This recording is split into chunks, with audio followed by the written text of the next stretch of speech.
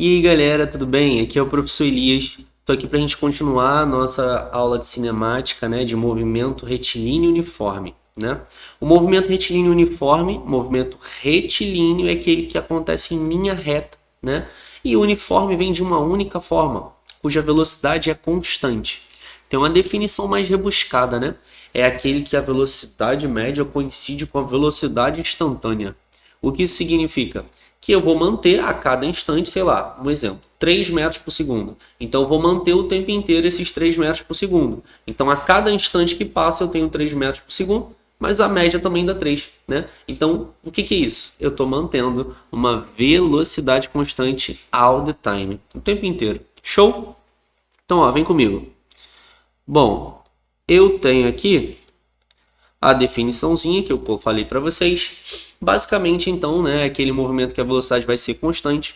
Se eu quiser determinar uma função da posição, né, como que a posição vai se comportar como o tempo passa, né? Então, eu vou considerar aqui, ó, um instante inicial. Vou considerar um instante inicial t igual a zero, para que eu possa fazer o seguinte, ó, se velocidade é variação do espaço pelo tempo, como eu coloquei aqui, ó, fica S menos S0, né? Que é a posição final menos a inicial, sobre a variação do tempo. Só que o tempo inicial é zero, né? É como se eu acionasse um cronômetro. Ó, vou começar a contar agora. Vai! Aí ele começa a se mover com velocidade constante. Se eu passar o tempinho para lá, vai ficar velocidade vezes tempo. É posição final menos a inicial. Só passar a inicial para o outro lado que a gente encontra essa relação, que é o só sorvete, né? Sozinho sentado vendo TV também, né? Que é o seguinte, vamos lá, posição final é igual a posição inicial mais velocidade vezes tempo. Galerinha, essa posição inicial aqui, ó, é uma constante para o movimento. Se ele começou da posição inicial igual a 10, essa é a posição inicial, não tem como mais mudar, né? Assim como a velocidade é constante. Então, posição inicial e velocidade são constantes. É importante dizer isso porque a gente chama isso aqui de função horária da posição. Sabe o que significa? Que nós vamos perceber, analisar, estudar o comportamento da posição em função do horário. Então é uma função horária porque a variável é o tempo, né? Então o tempo, ó, vamos lá. Comecei da posição inicial igual a 10. Deixa eu te dar um exemplo de uma função aqui, né? Se fosse 3, né? Comecei da posição inicial 10 mais 3t. Então substituí as constantes. Minha posição inicial é 10 e a minha velocidade é 3. Daqui a um segundinho, a minha posição vai ser 13, né? Que é 3 vezes 1, 13. Depois 16, depois 19. Então, a cada segundo eu vou aumentando de 3 em 3, né? Seria um movimento progressivo em que as posições aumentam. Mas é importante você entender que é uma função horária da posição. Então, ela vai me dar, né? Como que eu vou, né? Como que a posição vai se comportar à medida do horário, à medida que o tempo passa. Show? Então a variável é o tempo em função da posição final em si.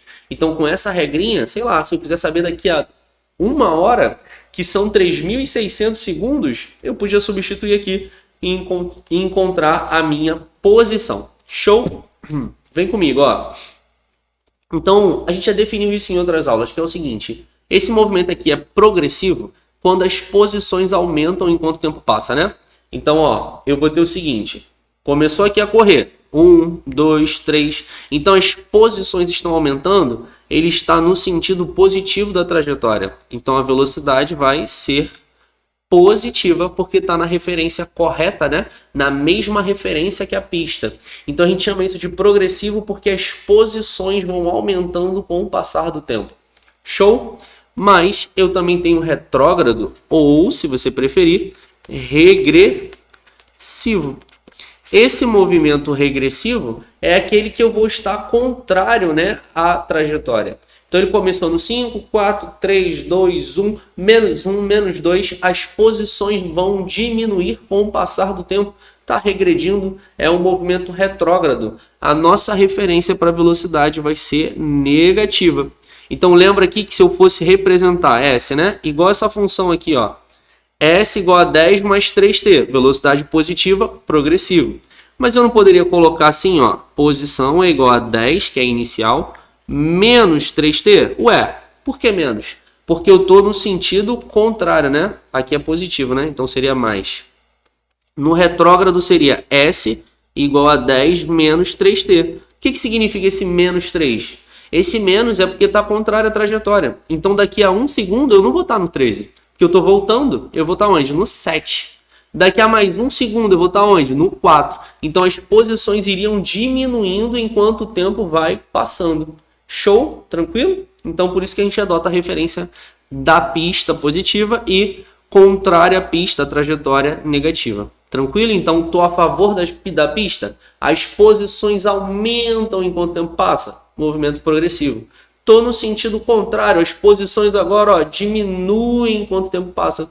Movimento regressivo. E como é uma função, a gente pode representá-la graficamente. Já adiantei aqui para você. Se for progressivo, velocidade positiva. É um gráfico agora de posição pelo tempo. Lembra que o progressivo é aquele que as posições vão aumentando enquanto o tempo passa, né? Então eu vou ter uma reta crescente, né? Olha as posições aqui aumentando com o passar do tempo. Show? Então reta crescente num gráfico de espaço pelo tempo é um movimento retilíneo, uniforme, progressivo, né? A representação gráfica aqui de uma função afim, né? De uma função do primeiro grau. Show? Mas se ele for um movimento regressivo, olha só o que vai acontecer com as posições. Regressivo, quando a velocidade é negativa, olha o que está acontecendo. O tempo está passando e as posições estão diminuindo. Então, o regressivo, o que vai acontecer? Está contrário à pista, então a velocidade é negativa, né? Progressivo, velocidade positiva. Então, vamos lá. Gráfico representa aqui, espaço pelo tempo. É uma reta crescente? Movimento progressivo. É uma reta decrescente? Movimento regressivo. Show? Tranquilo? Elias, já fiz questões, né? Tem até isso, a gente vai revisar isso, né? Vamos fazer questões disso. Se for lá um gráfico, de novo, de espaço pelo tempo, um exemplo muito tradicional de alguns concursos, Aí ele coloca a primeira parte assim, depois assim e depois assim, Esse gráfico aqui tem 3 partes, tá vendo? A primeira parte dele é uma reta crescente. Show, igual tá aqui, de espaço pelo tempo. Então aqui nessa primeira parte é um movimento progressivo, velocidade positiva. A segunda parte, qual é o nome do movimento? Repouso, porque a posição não está aumentando nem diminuindo. Não tem mudança de posição, então aqui nessa segunda parte a velocidade é 0. E na terceira, o que a gente tem? A gente tem um movimento regressivo, velocidade negativa. Por que, Elias? Porque é uma reta decrescente, a velocidade é negativa, né? Está contrário ao sentido do movimento. Show? Beleza? Então aqui é negativa e aqui é positiva. Show? Beleza? E se for constante, a velocidade é nula porque não está tendo mudança de posição. Tranquilão? E aí vamos lá. Tangente da inclinação. Triângulo retângulo aqui, as referências perpendiculares do nosso plano cartesiano. Aqui não seria o nosso ΔS e aqui não seria o nosso ΔT. Então, quem é a tangente de θ? ΔS por ΔT. O coeficiente angular da reta, que é a tangente da inclinação, né? Esse ΔS por ΔT não é velocidade? Então, a velocidade ela é igual, né, à tangente da inclinação, né? Aqui a gente teria a tangente do suplementar, que é negativa, né? Então, eu teria aqui, né, que a velocidade pode ser obtida pela tangente da inclinação da reta em relação ao eixo x. Show? Beleza? Em relação ao eixo do tempo, né? Que seria o nosso eixo x. Beleza? Próximo gráfico, para você não confundir, é o gráfico agora da velocidade pelo tempo, hein? Não é de posição mais. Lá era do S igual a S0 mais VT, a função afim do primeiro grau. Agora aqui é um gráfico de velocidade. No movimento retilíneo uniforme, a velocidade é o quê? Constante, então tem que ser uma reta constante. O tempo vai passando e a velocidade tem que se manter a mesma. Então esse aqui seria um movimento constante, né? Retilíneo uniforme progressivo. A velocidade aqui é positiva. Mas aqui também, o que está acontecendo? O tempo está passando, e o que está acontecendo? A velocidade é negativa, então aqui seria velocidade negativa, movimento regressivo. Show? Aqui eu dei um exemplo com a velocidade diminuindo, né? A velocidade mudando tem que ter aceleração e eu vou ver isso depois em uma outra aula. Mas os 3 gráficos têm uma coisa em comum. Sabe por quê? Porque os três gráficos são de quê? De velocidade pelo tempo. Velocidade pelo tempo. Velocidade pelo tempo. Show? Se é velocidade pelo tempo, velocidade média não é ΔS por ΔT? Se eu passar para o outro lado, então velocidade vezes tempo é o nosso ΔS, né? Então pensa comigo. Se eu decidir calcular essa área aqui, ó, base vezes altura sobre 2, se eu decidir calcular essas áreas vão ser iguais a quem? Eu vou estar multiplicando base vezes altura é velocidade vezes tempo. Então, quando eu calcular essas áreas nesses gráficos, eu vou estar determinando o meu ΔS. Então, ΔS é numericamente igual a área, beleza? Aqui, né, você sabe que a área não dá negativo, né, vista de forma absoluta, mas aqui eu acrescentaria um menos porque a velocidade está negativa. Então esse ΔS daria negativo, né? Por quê? Porque está contrário, velocidade negativa. Ah, o ΔS negativo é aquele que as posições diminuem enquanto o tempo passa, não é assim? Então a posição está diminuindo, velocidade é o quê? Negativa, né? Então resumindo, se tu estiver na rua, andando na rua, de repente alguém te para e fala assim, calcula a área de um gráfico de velocidade pelo tempo.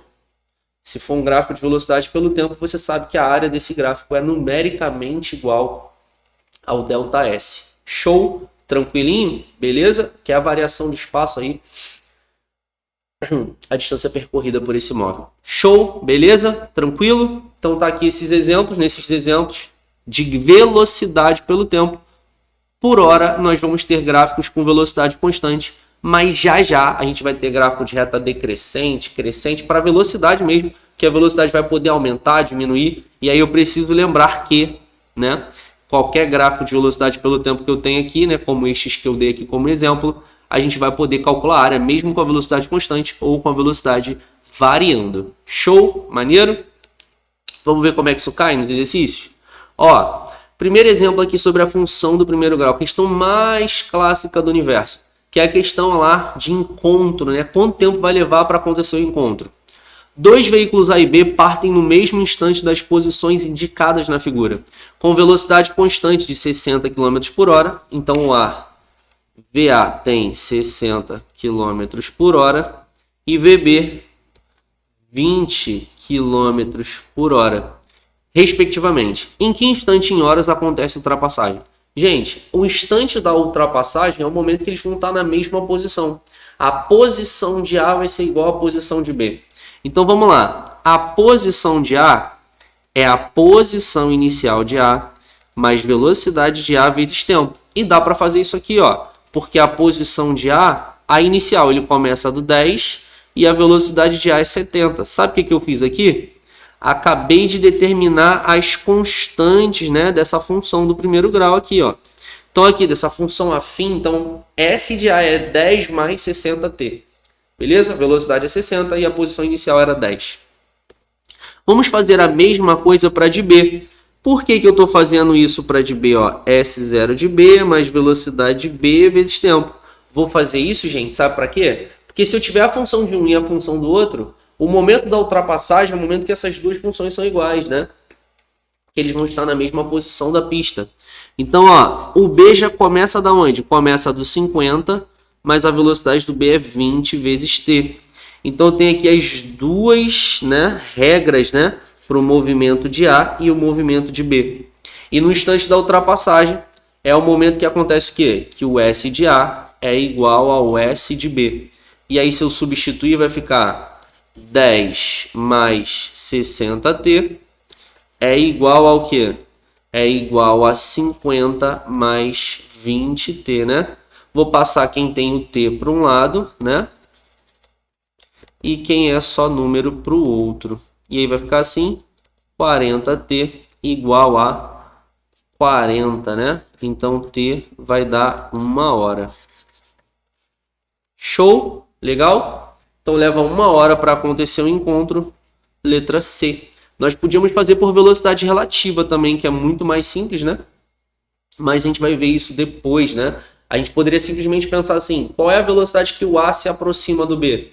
A velocidade que o A se aproxima do B é de 40 km por hora, porque o B está fugindo com 20, enquanto o A tenta se aproximar com 60. Então pensa, ó, daqui a 1 hora o B afasta 20 e o A se aproxima 60. Não está no mesmo sentido, ó? Então, por velocidade relativa, um carro em relação ao outro seria 60 menos 20. O B foge 20 enquanto o A se aproxima 60. Então, a aplicação aqui é que a velocidade com que o carro A se aproxima do B é de 40 km por hora.